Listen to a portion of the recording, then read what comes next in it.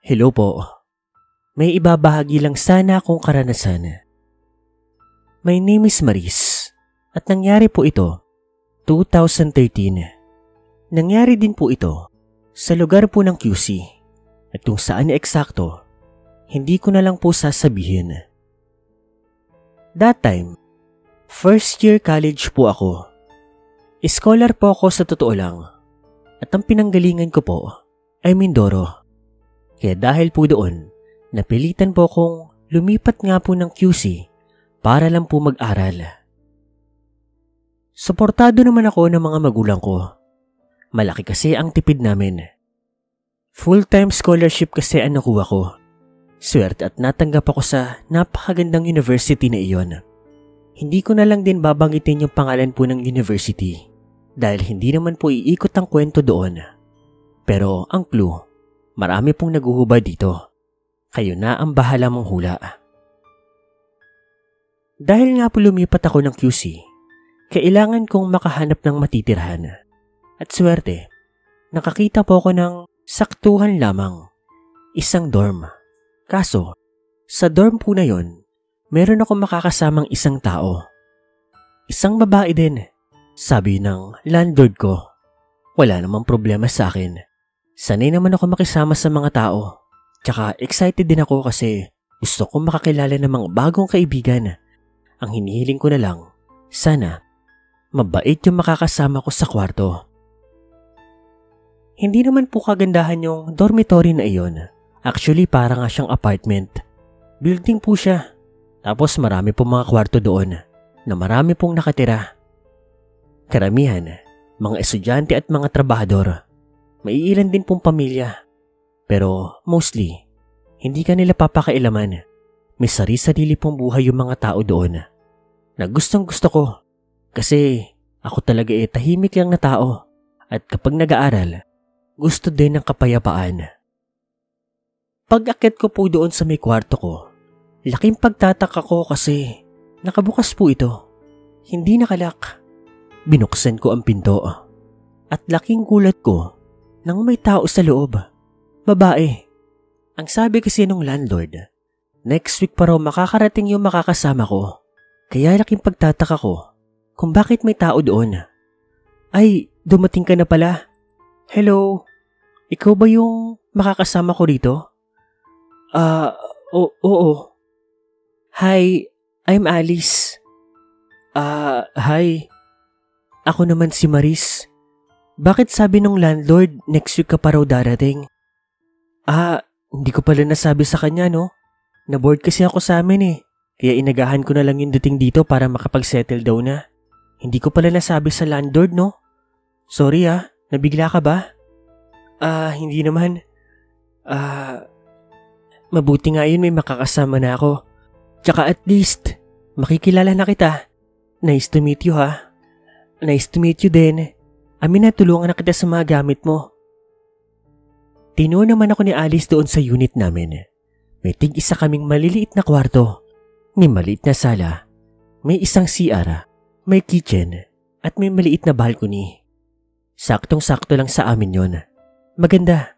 Presko. Malinis. At higit sa lahat, nagustuhan ko yung makakasama ko. Si Alice. Napaka-nice person niya. Sweet. Palabiro. At kagaya ko, probinsya na rin pala siya. Ngunit, taga-norte naman siya ng Pilipinas. At gaya ko, first year college din. Masaya pong kasama si Alice. Sa totoo lang, na-enjoy talaga ako sa company niya. Sayang nga noon, magkaiba lang kami ng course. Pero same lang kami ng papasokang university. Hindi rin tugma yung schedule namin. Pero okay lang. Araw-araw naman, makikita ko pa rin si Alice. Lumipas po ang mga araw. Tuwang-tuwa talaga ako.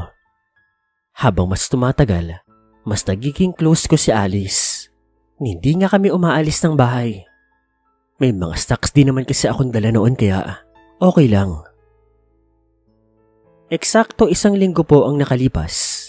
Maaga akong umalis ng bahay. Hindi ko naman nakinatok yung kwarto ni Alice.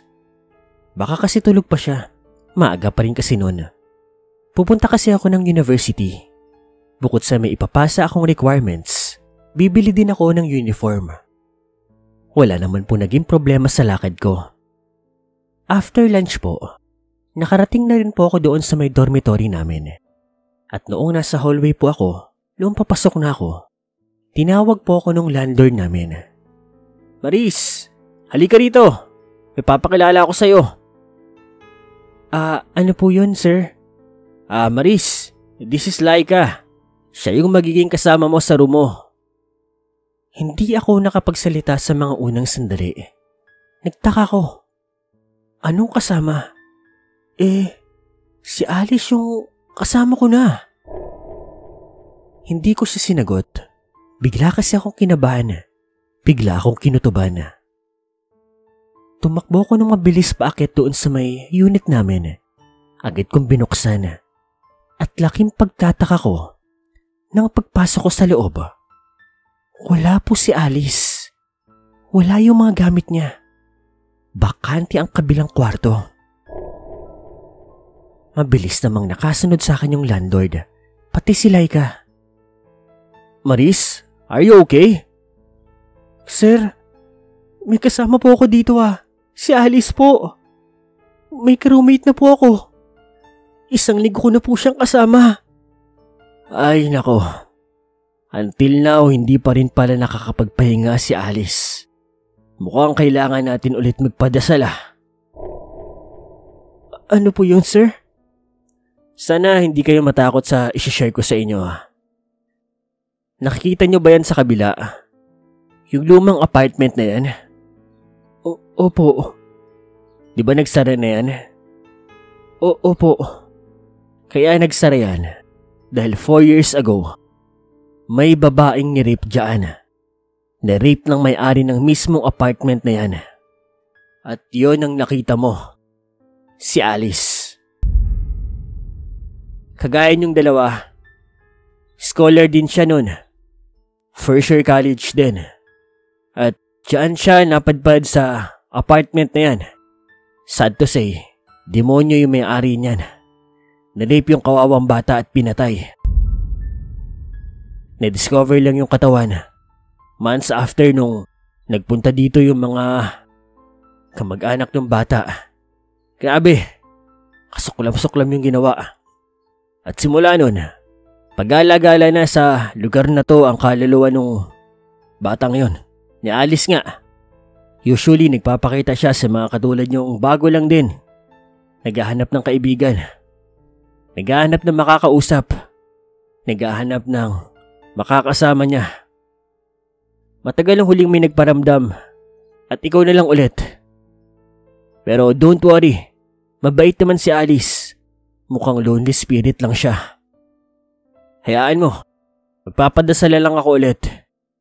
Padadasalan ko yung buong building para kahit paano matulungan si Alice na sa wakas makatungtong na ng langit.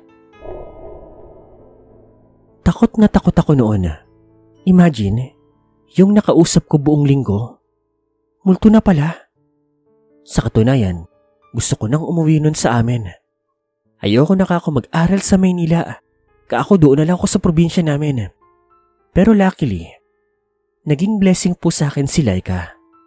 Dahil etong si Laika, kung anong kinabait po ni Alice, mas kinabait po ni Laika. Sa tulong niya, unti-unti pong nawala ang takot ko. At everyday nga, nagdadasal kami para sa kaluluwa ni Alice. At ang pinakakinatuwa ko pa, classmate ko po si Laika.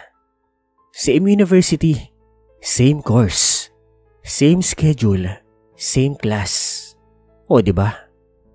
At instant, nagkaroon po ako ng BFF.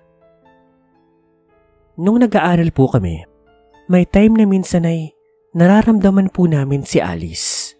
Tumatawa.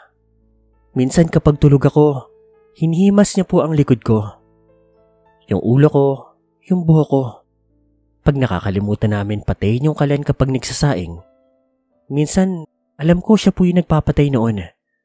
Kapag naiiwan namin bukas yung gripo, kapag nakakalimutan naming ilak yung room namin, alam ko, si Alice ang gumagawa noon. At hanggang sa mag-fourth year college kami, unti-unti, nababawasan na po yung pagpaparamdam niya. Hanggang sa hindi na lang po namin siya naramdaman. Ang hula po ni Laika, baka sa wakas, nakamit niya na po ang tunay na kapayapaan. Narating niya na ang langit kasi every night talaga, hindi man kami sabay ni Laika magdasal. Isa sa amin, dinadasal talaga na sana makuha niya na ang katahimikan at makapunta na siya ng langit. Nahuli naman po yung rapist. Until now, nakakulong pa rin ito. Alam ko nga, natakala na siya doon sa loob ng presinto. Kwento sa amin yun ng landlord namin. Sa ngayon, kaibigan ko pa rin po si Laika. Nagkikita pa rin kami eventually. At every time na magkikita kami, sinasama pa rin namin sa circle of friends namin ang kaibigan naming multo na si Alice.